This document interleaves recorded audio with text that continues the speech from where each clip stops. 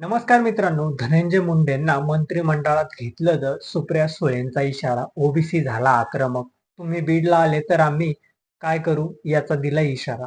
काय आहे ही बातमी आपण सविस्तर या चॅनलच्या माध्यमातून बघणार आहोत.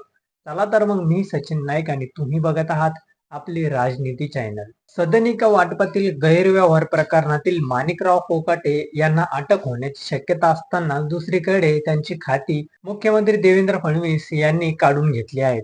यामुळे माणिकराव कोकाटे सध्या बिनखात्याचे मंत्री झाले आहेत. सध्या माणिकराव कोकाटेंकडून 3 खाती उपमुख्यमंत्री अजित पवारांकडे सोपवण्यात आले आहेत. पण हे खातं वाल्मिक करारामुळे राजीनामा द्यावा लागलेले धनंजय मुंडे यांच्याकडे दिले जाण्याची शक्यता आहे. यासाठी त्यांनी दिल्लीत केंद्रीय गृहमंत्री अमित शहा यांची भेट घेतल्याची चर्चा आहे. मात्र जर धनंजय मुंडे यांना मंत्रिमंडळात घेतलं तर बीडमध्ये जाऊन उपोषणाला बसणार असा इशारा सुप्रिया सुळे यांनी दिला आहे. धनंजय मुंडे यांना मंत्रिमंडळात समाविष्ट करून घेतल्यास बीडमध्ये जाऊन उपोषणाला बसणार असल्याचं सुप्रिया सुळे यांनी म्हटलं आहे. दिल्लीत घेतलेले पत्रकार परिषद त्यांनी हा निर्धार व्यक्त केला आहे. धनंजय मुंडे यांना मंत्रिमंडळात घेणार असल्याची चर्चेनंतर सुप्रिया सुळे यांनी महायुतीच्या नेत्यांना मेसेज दिला आहे.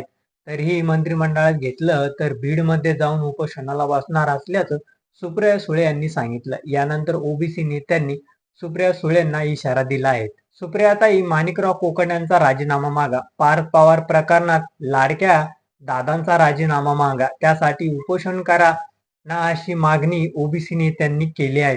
मुंडे कुटुंबांच्या मागे बीडमध्ये प्रस्थापित लागलेले आहेत. त्यांना नेतृत्व पवार करतात. धनंजय मुंडे यांची मीडिया ट्रायल करून राजीनामा घेतला. तुम्ही बीडमध्ये उपोषण केले तर आम्ही बारामतीमध्ये करू असा इशारा दिलाय. धनंजय मुंडेंच्या मागे महाराष्ट्रातील तमाम ओबीसी समाज लागलाय. त्यांना मंत्रिपद मिळायला पाहिजे असंही ते म्हणाले आहेत. आज नवी दिल्ली इथे केंद्रीय गृहमंत्री तथा सहकार मंत्री आदरणीय अमित भाई शाह यांची भेट घेऊन परळी वैद्यनाथ ज्योतिर्लिंग तीर्थस्थळाचा केंद्र सरकारचा प्रतिसाद योजनेचा समावेश करण्याबाबत विनंती केली आहे.